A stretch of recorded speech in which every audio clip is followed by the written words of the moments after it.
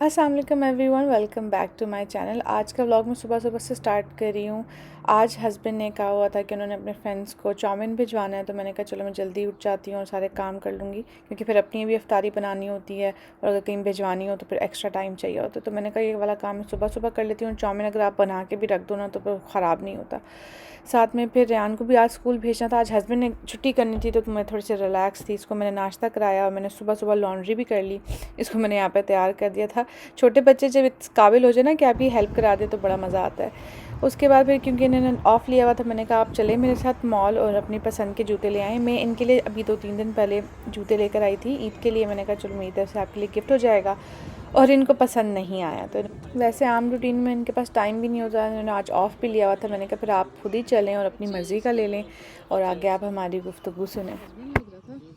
ये वाले देख लो, के लिए भागने के लिए नहीं है, ये अच्छे लग रहे हैं ना। नहीं है ना, ये क्रिकेट के लिए नहीं है। क्रिकेट के लिए कुछ और ले लेंगे या कैजुअल जूते भी आपको चाहिए। अच्छा ये वाला वो ज़्यादा ठीक लग रहा है मेरे हिसाब से।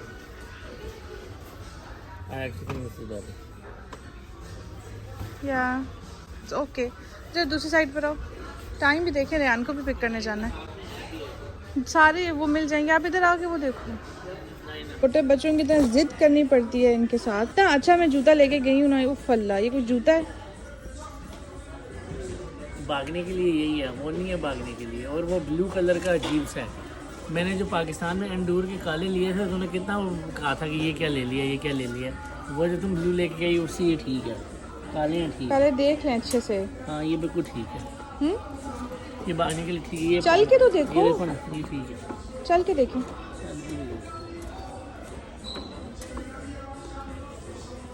इतना टाइम इन्होंने लगा दिया ना एक जूता लेने में। फिर हम लोगों ने रेहान को स्कूल से पिकअप किया। उसके बाद हम मेरी अम्मी अब्बू के घर चले गए। वहाँ पे आज ना गेट लगना था। असल में हमारे अम्मी अब्बू के घर के बैकयार्ड की एक साइड पे गेट लगा हुआ और दूसरी साइड खुली हुई थी।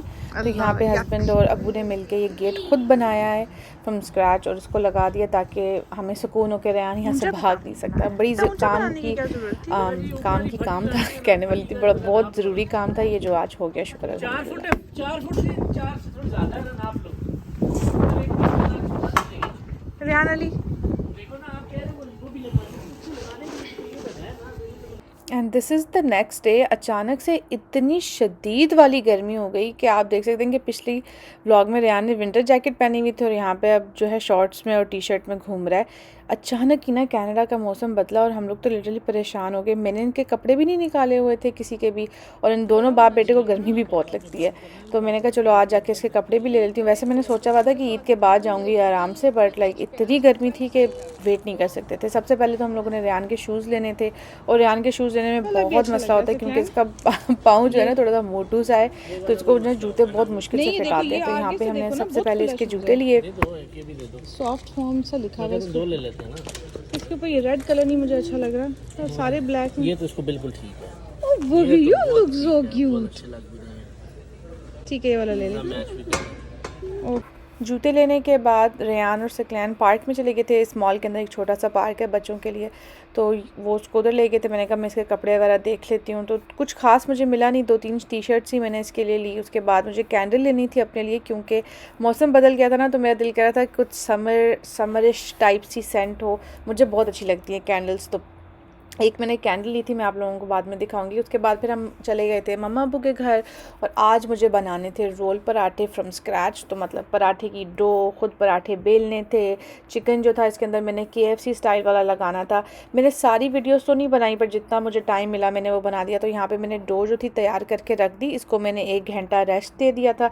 इसके ऊपर गीला टिश्यू पेपर रख के, टिश्यू पेपर नहीं पेपर टावल रख के मैंने इसको छोड़ दिया। उसके बाद जब ये सेट हो गई तो फिर मैंने पराठे हाफ़ डन करके रख दिए थे। इस तरह ये होता है कि मेरा काम आसान हो जाता है। और आपको पता है इफ्तारी के टाइम पे बहुत सारे और छोटे छोटे काम निकल आते हैं, तो उस वक्त अगर आप बेलने खड़े हो जाओ पराठे तो फिर आप खाली एक वही काम करते हो और कोई काम नहीं हो सकता।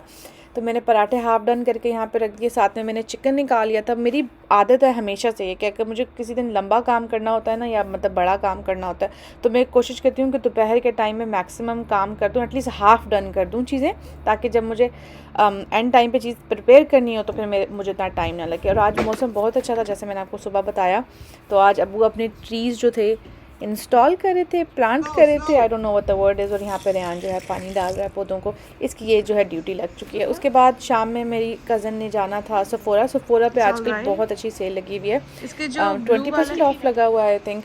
तो अगर आप लोगों ने कोई महंगी चीज़ें लेनी है तो now is the good time to get stuff. इसको मॉइस्चराइज़र लेना था और उसने रंग एलिफेंट का मॉइस्चराइज़र लिया था, इसको मैं लेके गई थी। जब मैंने रोल पराठे बना लिए तो मुझे ख्याल आया कि मैंने वीडियो ही नहीं बनाई प्रोसेस की। तो यहाँ पे पराठे तैयार हो चुके थे। चिकन बहुत मज़े का, बहुत क्रिस्पी बना था, बिल्कुल KFC स्टाइल बना था। मैंने किचन विद आमना बाय आमना की वीडियो फॉलो करके बनाया था। और साथ में हम लोगों ने बगेट्स बना लिए थे। तो ये आज की इफ्तारी थी। अगर ब्लॉग आप लोगों को अच्छा लगा है तो please like this video, subscribe to my channel. Thank you for watching guys. अल्लाह हाफिज़।